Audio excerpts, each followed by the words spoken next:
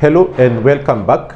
Today I am going to have a discussion with you on a topic that I feel that I had already covered it before, but the number of questions that I have been receiving of late, it gives it some warranty for me to repeat that topic. And the topic that we are going to discuss today is on the requirements to join the Uber business. So today I will focus mostly on the Uber. I know there is Bolt, there is Retrocab, but I want to focus mostly on Uber because it is the hardest to qualify. So among all the other applications that exist, Uber has the most hardest qualification criteria, and those are the ones that I need us to discuss right now, because if you meet Uber criterias, then you will easily meet other applications criterias. So the first thing that I want to discuss here is with regard to driver's requirement, because there are so many things that are required. There will be the requirement of the driver and the requirement of the car. So there are drivers who want to join the industries. There are young people in the village who would like to come to the city and start driving. What criteria must they meet?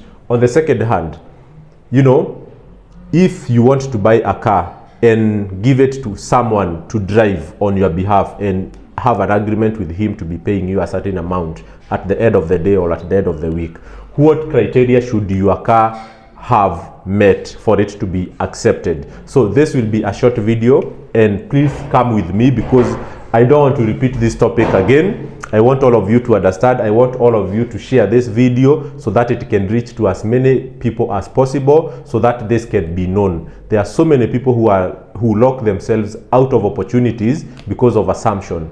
There are people who always say that I cannot qualify to become a driver, I don't have this, I don't have that, while the eligibility criteria are here. I have outlined them out for you, so you can start working on them small by small, and I am sure at the end of 3-4 months you can meet all these criteria if you are already within the age bracket. So the first thing for you to become Uber driver, you must have 24 years and above.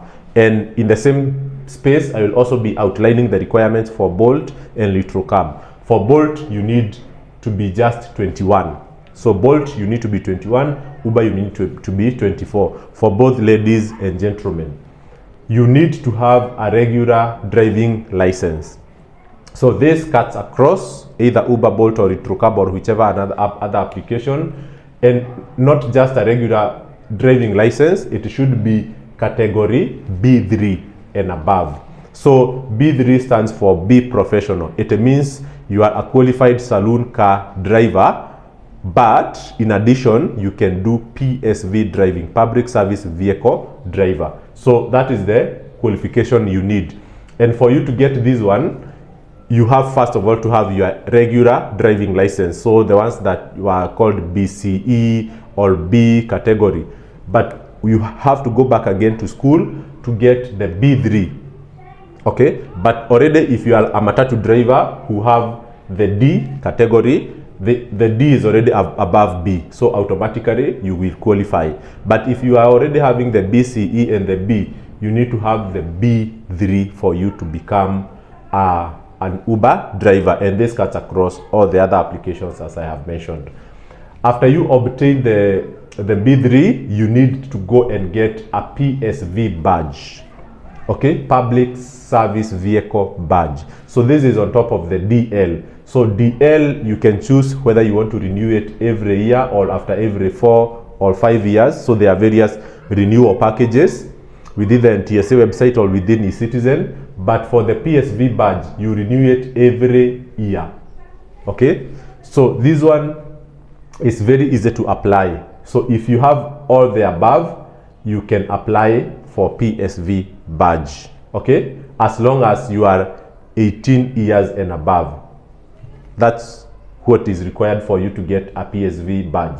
But the problem with PSV badge is that for you to get a B3, you can never be 18 years. So for you to get a B3, what we call endorsement for PSV driving, you have to have a DL, so a normal driving license, and you have to have experience of at least 2 years for you to get B3. So DL, you'll get it at 18, B3, you will get it at the age of 20. So it means the PSV badge, of course, you will get it at the age of 20 or 21, depending on when you did your driving. So once you get your PSV badge, and I can explain further on how to get PSV badge, I think this deserves a whole video on how to go about it, but it's an easy process. You need to have an active good conduct or police clearance certificate that is valid, and then you have the relevant driving license category. Immediately you can apply for your PSV badge and get it within a minute. So if everything, because this data is stored online, so once you click apply, you pay 1,050 shillings, and then your PSV badge comes out. It goes without saying, you need an ID, 18 years and above. You need a passport photo you upload, because that is what your customers will be seeing when they request a ride. And then, as I have said, you need a valid good conduct police clearance certificate.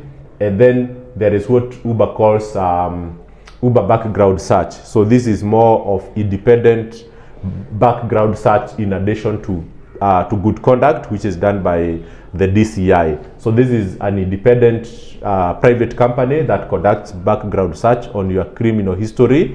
So you set them your ID, your good conduct, you set them your driving licenses, everything, just to confirm that whatever you are uploading on the system is original, it is not counterfeit, it is not forged. So Uber does this background search. Bolt does not do it. Okay, so these are if you have all these, you can be sure that you will join the Uber driving. For Bolt, you don't need this, as I mentioned, and for Bolt you need 21 years, you don't need 24. And what else don't you need? Everything else is constant for the Bolt. So now let us go to the side of the car.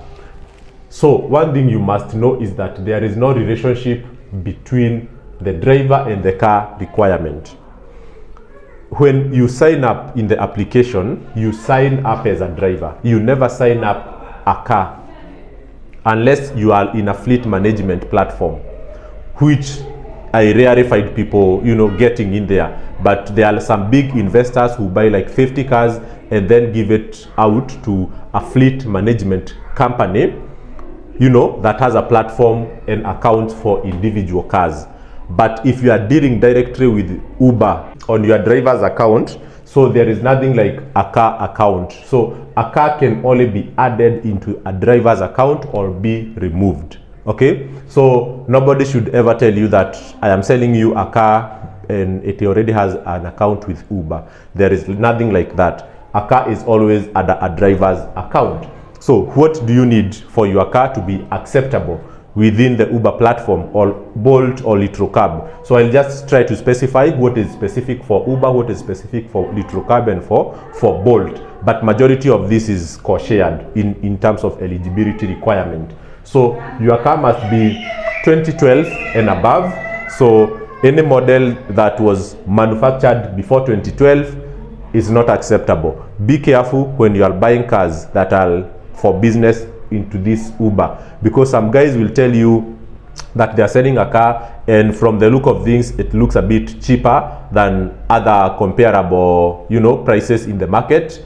So normally a car that is 2012 and below, let's say 2010 to 2009, it will be highly or in a way substantially cheaper than a car that is for 2012 and above, because they know 2010 you can't do anything with it in terms of business. You can only use it for private means. So be careful, check the logbook and make sure that it has confirmed it's 2012 and above. The car must have 4 doors. So this is important because of what is considered as riders' safety and security. You can imagine a car that has 3 doors. It's very difficult to exit in terms of emergency. If you are seated on the back right, it means you can only exit from the back left if that is where the door is located. So it's important that the rider has the freedom to exit from whichever door whenever it is required. And also be careful when you go to Mombasa to buy these small cars, especially there is a model of Daihatsu Mira that has 3 doors and people have been tricked. You go there, they tell you a 3-door car is like 200,000 cheaper than the 4-door, but be careful because you will not be able to make it enter into the Uber business. Even the Bolt and Little Cab, it will not be accepted. So the other thing that you need is a logbook or a sales agreement. Yeah, you know, Uber and Little Cab and Bolt, they understand that if you are paying in installment, especially to individuals, they will not release the logbook to you until you finish the payment. So in that case, they can accept a sales agreement. Or if you have bought a car on loan through the bank, they can also accept a copy of co-shared logbook. So that has a logbook that has co-ownership. It is not a big problem. They will accept it. The other thing that you need is PSV insurance. So the normal car insurance, but PSV. And in this case, you can either go for comprehensive or third party. So it's for you to choose. But remember that third party will cost you around 10,000 or less per year. And then comprehensive will cost you around 60,000 Kenya shillings per year. So the cost is substantially different, but also the risk is very big depending on whatever you choose. You either risk your car and pay 10,000, or you risk your 60,000 and cover your car in case of a big accident. So those options are both acceptable. The other thing that you need is NTSA inspection certificate. So this one, you take your car to the nearest NTSA inspection center. There is one in Nairobi around industrial area. I don't remember exactly the name of that place, but my most preferred is Thika.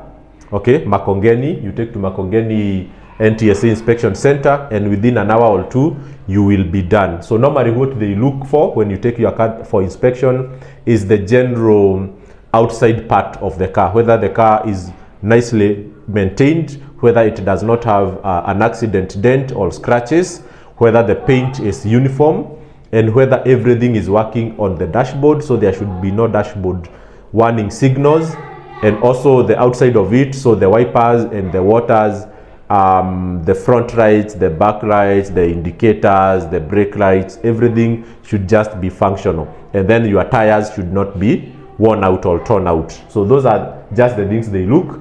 And if your car has none of those issues, passing inspection is very, very easy. So within an hour or two, depending on the queue, you will be able to finish it.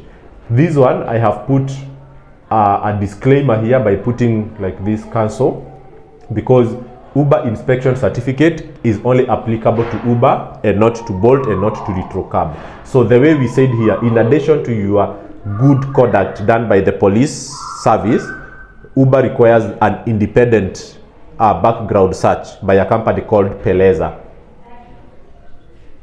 So Peleza. In here, Uber has also partnered with Auto Express.